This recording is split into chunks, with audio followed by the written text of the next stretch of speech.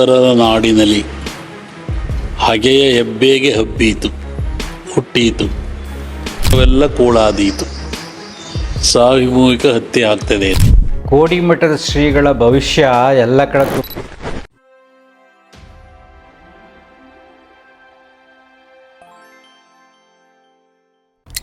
ನಮಸ್ಕಾರ ಸ್ನೇಹಿತರೆ. ಕೋಡಿಮಠದ ಶ್ರೀಗಳ ಭವಿಷ್ಯ ಎಲ್ಲ ಕಡೆ ತುಂಬ ಹರಿದಾಡ್ತಾ ಇದೆ.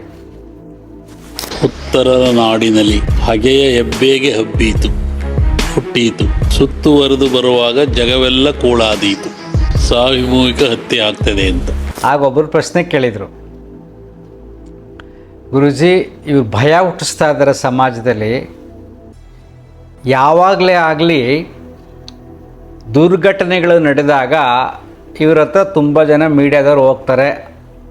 ಹೇಗೆ, ಯಾಕೆ, ರಾಜಕೀಯ ವಿಶ್ಲೇಷಣೆಗಳು, ಪ್ರವಾಹಗಳು, ಭೂಕಂಪಗಳು, ಅದು ಇದು ಅಂತ ಎಲ್ಲ ಪ್ರಶ್ನೆಗಳು ಕೇಳಕ್ಕೆ ಹೋಗ್ತಾರೆ. ಈಗ ಒಂದು ವಿಡಿಯೋ ತುಂಬ ಹರಿದಾಡ್ತಾ ಇದೆ. ಅದರಲ್ಲಿ ಏನಪ್ಪ ಇದೆ ಅಂದರೆ, ಉತ್ತರ ದಿಕ್ಕಿನಲ್ಲಿ ಶಿವ ಅಂತ ಅವ್ರು ಹೇಳೋದು ಒಗಟು. ಅಂದರೆ ಜಮ್ಮು ಕಾಶ್ಮೀರದ ಎಲ್ಲ ಶಿವ ಅಂತಾರೆ ಅಂದರೆ ಕೆಟ್ಟದಾಗತ್ತೆ. 3 ಜನ ಮಿನಿಮಮ್, ಕನಿಷ್ಠ 3 ಜನಕ್ಕೆ ಅಕಾಲ ಮೃತ್ಯು ಇದೆ ಅಂತ ಹೇಳ್ತಾರೆ. ಪ್ರವಾಹ, ಭೂಕಂಪ, ಸುನಾಮಿಗಳು ಜಾಸ್ತಿ ಆಗ್ತವೆ ಅಂತ ಹೇಳ್ತಾರೆ. ನೋಡಿ, ಇಲ್ಲಿ ನಾವು ಏನು ವಿಶ್ಲೇಷಣೆ ಮಾಡಕ್ಕೆ ಹೊರಟಿದ್ದೀವಿ ಅಂದರೆ, ಉತ್ತರ ದಿಕ್ಕಿನಲ್ಲಿ ಶಿವ ಅಂದಾಗ ಇವರು ಮೊದಲೇ ಹೇಳಬೇಕಾಗಿತ್ತು, ಇಷ್ಟು ಗಂಟೆಗೆ ಇಂಥ ದಿವಸ ಈ ತಾರೀಕಿನಂದು ಉತ್ತರ ದಿಕ್ಕಿನಲ್ಲಿ ಶಿವ ಆಗುತ್ತೆ, ಕೇರ್ಫುಲ್ ಆಗಿರಿ. ಅದನ್ನು ಹೇಳಲಿಲ್ಲ. 3 ಜನ ವ್ಯಕ್ತಿಗಳಿಗೆ ಅಕಾಲ ಮೃತ್ಯು ಅಂತ ಹೇಳಿದ್ದಾರೆ. ಆ 3 ಜನ ಯಾರು ಅಂತ ಹೆಸರು ಹೇಳಿ, ನಿಮಗೆ ಈ ಮೃತ್ಯು ಬರುತ್ತೆ, ನೀವು ಯಾವ್ಯಾವ ಒಳ್ಳೆ ಕೆಲಸ ಮಾಡಬೇಕು ಸಮಾಜಕ್ಕೆ ಮಾಡಿಬಿಟ್ಟು ಹೋಗಿ. ಯಾಕೆಂದ್ರೆ ಮೃತ್ಯುನ ಯಾರು ತಪ್ಸೋಕ್ಕಾಗಲ್ಲ, ಸಾವನ್ನು ತಪ್ಸೋಕ್ಕಾಗತ್ತಾ? ತಪ್ಸೋಕ್ಕಾಗೋದಿಲ್ಲ. ಸಮಾಜಕ್ಕೆ ಒಳ್ಳೆಯದನ್ನು ಮಾಡಿಬಿಟ್ಟು ಹೋಗಿ, ಒಳ್ಳೆಯ ಸಂದೇಶ ಹೇಳಿಬಿಟ್ಟು ಹೋಗಿ. ನೀವು ದಾನ ಧರ್ಮ ಮಾಡೋದು, ಪ್ರಾಪರ್ಟಿ ಏನಾದ್ರು ಜಾಸ್ತಿ ಮಾಡಿದರೆ ಬಡಬಗರಿಗೆ ಹಂಚಿ ಆಶ್ರಮಗಳು ಕೊಡಿ ಅಂತ ಹೇಳಿ ಇವ್ರು ವಾರ್ನ್ ಮಾಡಿದರೆ ಅವರು ಜಾಗೃತಿ ಉಂಟಾಗತ್ತೆ. ಸಾಯೋದಂತೂ ಗ್ಯಾರಂಟಿ ಪ್ರತಿಯೊಬ್ಬರಿಗೂ ಗೊತ್ತು, ಅದನ್ನು ಸ್ವೀಕರಿಸ್ತಾರೆ. ಸ್ವಾಮಿಗಳಂತೂ ಗ್ಯಾರಂಟಿಗೆ ಹೇಳ್ಬಿಟ್ಟಿದ್ದಾರೆ, ನಿಮಗೆ ಮೃತ್ಯು ಈಗ ಬರುತ್ತೆ ಅಂತ. ಅವ್ರು ಎಚ್ಚೆತ್ಕೋಬೋದಲ್ವ, ಸಮಾಜಕ್ಕೆ ಒಳ್ಳೆ ಸಂದೇಶ ಕೊಡ್ಬೋದಲ್ವ. ಇದು ಸತ್ಯವಾದರೆ ತುಂಬ ಜನರಲ್ಲಿ ಎಚ್ಚರಿಕೆ ಉಂಟಾಗುತ್ತೆ. ಸ್ವಾಮೀಜಿಗಳು ಹೆಂಗೆ ಹೇಳಿದ್ರು, ಆ 3 ಜನ ಹೆಂಗೆ ಸತ್ರು. ಇದು ಒಂದು ಎಕ್ಸಾಂಪಲ್. ಸಮಾಜದಲ್ಲಿ ಆಧ್ಯಾತ್ಮಿಕವಾದ ಜಾಗೃತಿಯನ್ನು ಉಂಟು ಮಾಡೋಕ್ಕೆ ಸತ್ಯವನ್ನು ತೋರಿಸುವುದು, ಅದೇ ಮುಚ್ಚಿಡೋದಲ್ಲ. ಸಾವು ಸತ್ಯ ತಾನೇ. ನೀವು ಜ್ಯೋತಿಷ್ಯ ಸತ್ಯ ಆದರೆ, ನೀವು ಸನ್ಯಾಸಿಗಳಾಗಿ ಹೇಳೋ ನಿಮ್ಮ ವಾಕ್ಯಗಳು ಸತ್ಯವಾದರೆ, ಈ ಸತ್ಯವನ್ನು ಜಗತ್ತಿಗೆ ಯಾಕೆ ಪ್ರೂವ್ ಮಾಡಬಾರ್ದು? ಈ 3 ಜನದ ಎಕ್ಸಾಂಪಲ್, ಅದಕ್ಕೆ ನಾನು ಮಾತಾಡ್ತಾ ಇದ್ದೀನಿ. ಇದನ್ನು ಮಾಡಲ್ಲ. ಆದರೆ ಇರತಕ್ಕಂಥ ವಿಚಾರಗಳನ್ನು, ಭಯಪಡ್ತಕ್ಕಂಥ ಭವಿಷ್ಯವನ್ನು ನಂಬಿ ತುಂಬ ಜನರ ಮೇಲೆ ಸಮಸ್ಯೆಗಳು ಉಂಟಾಗ್ತವೆ. ತುಂಬ ಜನರ ಮನಸ್ಸುಗಳ ಮೇಲೆ ಪ್ರಭಾವ ಬೀರುತ್ತೆ. ಅದ್ರ ಬಗ್ಗೆ ನಾನು ಮಾತಾಡ್ತಾ ಇರೋದು. ಏನು ಮಾಡ್ತಾರೆ, ಆವಾಗ ಟಿ ವಿಲಿ ಬರೋ ಜ್ಯೋತಿಷ್ಯಗಳೆಲ್ಲ ನಂಬಕ್ಕೆ ಸ್ಟಾರ್ಟ್ ಮಾಡ್ತಾರೆ. ಸೊ ಏನೇನು ಆಗ್ಬಿಡುತ್ತೆ, ಕೆಟ್ಟದಾಗ್ಬಿಡುತ್ತೆ, ಸ್ವಾಮಿಗಳು ಹೇಳ್ಬಿಟ್ಟಿದ್ದಾರೆ ಅಂದಾಗ ಒಳಗಡೆ ಕಾನ್ಫಿಡೆನ್ಸ್ ಕಡಿಮೆ ಆಗುತ್ತೆ, ಭಯ ಜಾಸ್ತಿ ಆಗುತ್ತೆ, ರೋಗಗಳು ಜಾಸ್ತಿ ಆಗ್ತವೆ, ಹಣಕಾಸಿನ ವ್ಯವಹಾರದಲ್ಲಿ ತುಂಬ ವ್ಯತ್ಯಾಸ ಆಗುತ್ತೆ. ಪೂಜೆ ಪುನಸ್ಕಾರ ಮಾಡೋಕ್ಕೆ ಹೋಗ್ತಾರೆ. ಮಧ್ಯೆ ಯಾರೊಬ್ಬರು ಬಂದು ಸಡನ್ನಾಗಿ ಈ ರೀತಿ ಟ್ರೆಂಡಿಂಗ್ ನ್ಯೂಸ್ ಇದ್ದಾಗ ಒಬ್ಬ ಬಂದು ಹೇಳ್ಬಿಡ್ತಾನೆ, ಈ 4 ರಾಶಿಗಳಿಗೆ ಕೆಟ್ಟದಾಗುತ್ತೆ, ಇನ್ನು 4 ರಾಶಿಯವರೆಗೆ ಒಳ್ಳೆಯದಾಗತ್ತೆ ಅಂತ. ಇನ್ನು ಮುಂದಿನ ತಿಂಗಳು ಇನ್ನೊಬ್ಬ ಇನ್ನು 4 ರಾಶಿ ಒಳ್ಳೆಯದಾಗತ್ತೆ. ಸೊ ಕೆಟ್ಟದಾಗತಕ್ಕಂಥ 4 ರಾಶಿಯವರು ಪೂಜೆ ಪುನಸ್ಕಾರಗಳು ಮೊರೆ ಹೋಗ್ತಾರೆ, ದುಡ್ಡನ್ನು ಕಳ್ಕೊಳ್ತಾರೆ. ಅದಕ್ಕೆ ನಾನು ಎಚ್ಚರಿಸ್ತಾ ಇರೋದು, ಯಾರು ಟಿ ವಿನಲ್ಲಿ ಬಂದು ಜ್ಯೋತಿಷ್ಯವನ್ನು ಒಗಟಿನ ರೀತಿಯಲ್ಲಿ ಸತ್ಯವನ್ನು ಕರೆಕ್ಟ್ ಪರ್ಫೆಕ್ಟಾಗಿ ಹೇಳಿದೆ, ಪರ್ಫೆಕ್ಟ್ ಡೇಟ್ ಕೊಡದೆ, ಪರ್ಫೆಕ್ಟ್ ವ್ಯಕ್ತಿಯ ಹೆಸರು ಹೇಳಿದೆ, ಪರ್ಫೆಕ್ಟಾಗಿ ಸ್ಥಳವನ್ನು ಹೇಳಿದೆ, ಇಲ್ಲಿ ಸುನಾಮಿ ಬರುತ್ತೆ ಎಚ್ಚರಿಕೆಯಿಂದಿರಿ, ಇಲ್ಲಿ ಪ್ರವಾಹ ಬರುತ್ತೆ ಎಚ್ಚರಿಕೆಯಿಂದಿರಿ, ಈ ಸ್ಥಳ ಅಂತ ಹೇಳಬೇಕು. ಜಗತ್ತಿನಲ್ಲಿ ಸುನಾಮಿ, ಭೂಕಂಪಗಳು ಬರುತ್ತೆ, ಯಾವಾಗಲೂ ಬರ್ತಾ ಇರುತ್ತಪ್ಪ, ಪ್ರತಿ ವರ್ಷವೂ ಬರ್ತಾ ಇರುತ್ತೆ. ಈಗ ಹೇಳ್ಬಿಟ್ಟು ಹೊಸ್ದಾಗ ಅಲ್ಲಿ ಏನು ಹೇಳೋದು? ಬಟ್ ಇದು ಯಾಕೆ ಅಂದರೆ ನಾವು ಈ ರೀತಿ ಮಾತಾಡ್ತೀವಿ ತಿಳ್ಕೊಂಡಿರೋರು, ಅಥವಾ ನಿಮಗೆ ತಿಳಿಸೋಕ್ಕೋಸ್ಕರ ನಾನು ಈ ರೀತಿಯಾಗಿ ಹೇಳ್ತಾ ಇದ್ದೀನಿ. ನಾನು ಏನು ಇವೆಲ್ಲ ಸತ್ಯ ಅಲ್ಲ, ಇದನ್ನು ನಂಬಕ್ಕೆ ಹೋಗಬೇಡಿ. ಸೊ ಈ ರೀತಿಯಾದ ಮನಸ್ಥಿತಿ ಇದ್ದಾಗ ಯಾರು ಹೇಳಿದ್ರು, ಭಯ ಶುರುವಾದಾಗ ಯಾರು ಹೇಳಿ ನಂಬಿಡ್ತೀವಿ ನಾವು. ನಮ್ಮ ಮನಸ್ಸಲ್ಲಿ ಭಯ ಇಲ್ಲ, ನಮಗೆ ಕಾನ್ಫಿಡೆನ್ಸ್ ಇದೆ ಅಂದರೆ ಕೇರ್ಲೆಸ್ ಆಗ್ತದೆ, ಹೋಗಂತೀವಿ. ಇನ್ನೊಂದು ಸತ್ಯ, ಈ ವಿಡಿಯೋ ಮುಖಾಂತರ ಒಂದು ವಿಮರ್ಶೆ ಮಾಡೋಣ. ಸುಮ್ಮನೆ ಓಕೆ ಎಲ್ಲ ಜ್ಯೋತಿಷ್ಯ ಬಗ್ಗೆ ಮಾತಾಡಿದ್ದೀವಿ, ಆದರೂ ಜನ ನಂಬ್ತಾರೆ, ಅದು ಬೇಕಷ್ಟು ಅವ್ರ ಮಾತುಗಳನ್ನ ನಂಬಿ ಮೋಸ ಹೋಗ್ತಾರೆ, ಹಣ ಕಳ್ಕೊತಾರೆ. ಎಷ್ಟೇ ಹೇಳಿದ್ರು ಅಷ್ಟೇ, ಜನ ಬದಲಾಗಲ್ಲ. ಈಗ ಸ್ವಲ್ಪ ನೀವು ಚಿಂತನೆ ಮಾಡಿ ನೋಡಿ.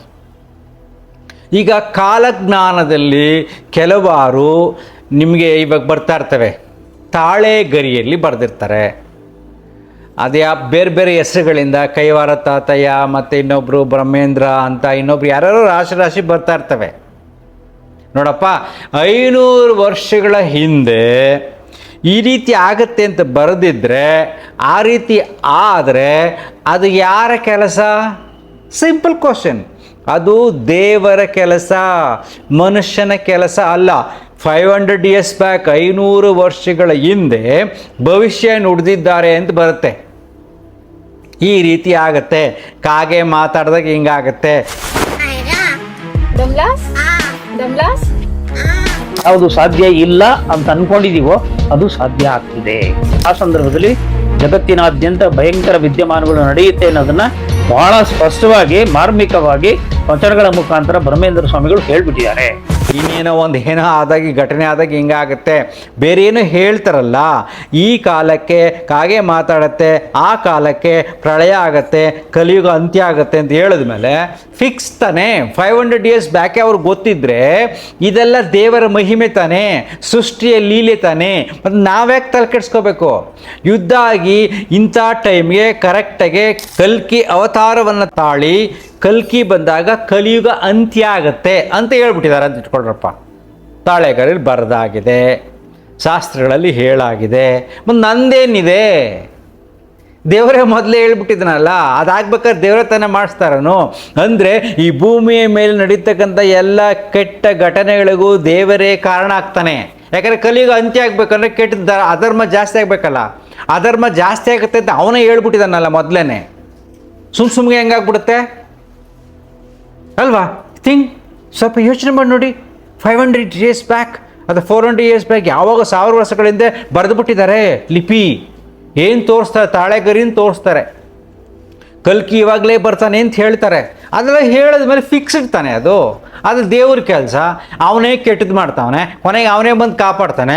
ಎಲ್ಲ ಅವನದೇ ಆದಾಗ ನಂದೇನಿದೆ ನಿಂದೇನಿದೆ? ತೆಪ್ಪಗಿರ್ಬೇಕಷ್ಟೇ. ಯುದ್ಧ ಆಗತ್ತಾ? ಆಗಲಿ. ನಮ್ಮ ಕೈ ಸಹಾಯ ಮಾಡೋದಾಗತ್ತಾ? ಮಾಡೋಣ. ನಾವು ಹೋರಾಟ ಮಾಡಬೇಕಾ? ಮಾಡೋಣ.